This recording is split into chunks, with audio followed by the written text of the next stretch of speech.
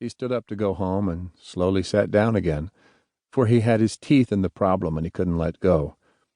Not that he was really accomplishing anything, but if he left now, he'd only have to take it up again tomorrow. Go or stay? And the branchings began again. Gene Trimble thought of other universes parallel to this one, and a parallel Gene Trimble in each one.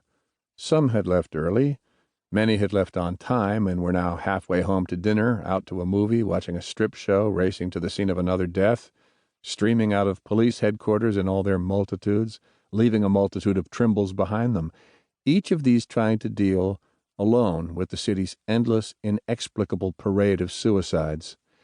Gene Trimble spread the morning paper on his desk. From the bottom drawer he took his gun-cleaning equipment, then his .45.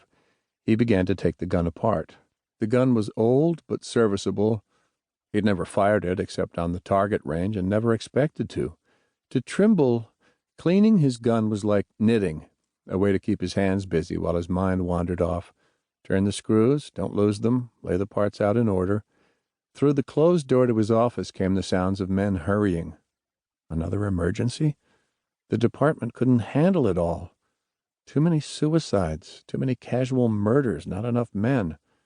Gun oil, oiled rag, wipe each part, put it back in place. Why would a man like Ambrose Harmon go off a building? In the early morning light he lay, more a stain than a man, 36 stories below the edge of his own penthouse roof. The pavement was splattered red for yards around him. The stains were still wet. Harmon had landed on his face. He wore a bright silk dressing gown and a sleeping jacket with a sash. Others would take samples of his blood to learn if he had acted under the influence of alcohol or drugs. There was little to be learned from seeing him in his present condition. But why was he up so early? Trimble wondered, for the call had come in at 8:03 just as Trimble arrived at headquarters. So late, you mean? Bentley had beaten him to the scene by 20 minutes. We called some of his friends. He was at an all-night poker game. Broke up around 6 o'clock. Did Harmon lose? Nope. He won almost $500. That fits, Trimble said in disgust. No suicide note? Maybe they found one. Shall we go up and see? We won't find a note, Trimble predicted. Even 3 months earlier, Trimble would have thought, how incredible, or who could have pushed him? Now, riding up in the elevator, he thought only, reporters. For Ambrose Harmon was news. Even among this past year's epidemic of suicides, Ambrose Harmon's death would stand out like Lyndon Johnson in a lineup. He was a prominent member of the community, a man of dead and wealthy grandparents. Perhaps the huge inheritance 4 years ago had gone to his head.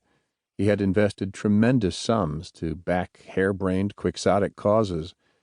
Now, because one of the harebrained causes had paid off, he was richer than ever. The Cross-Time Corporation already held a score of patents on inventions imported from alternate time tracks. Already those inventions had started more than one industrial revolution, and Harmon was the money behind Cross-Time. He would have been the world's next billionaire had he not walked off his balcony. They found a roomy, luxuriously furnished apartment in good order and a bed turned down for the night. The only sign of disorder was the clothing. Slacks, sweater, a silk turtleneck shirt, knee-length shoe socks, no underwear, piled on a chair in the bedroom. The toothbrush had been used. He got ready for bed, Trimble thought. He brushed his teeth, and then he went out to look at the sunrise. A man who kept late hours like that, he wouldn't see the sunrise very often. He watched the sunrise, and when it was over, he jumped. Why? They were all like that. Easy, spontaneous decisions. The victim killers walked off bridges or stepped from their balconies or suddenly flung themselves in front of subway trains. They strolled halfway across a freeway or swallowed a full bottle of laudanum. None of the methods showed previous planning. Whatever was used, the victim had had it all along. He never actually went out and bought a suicide weapon.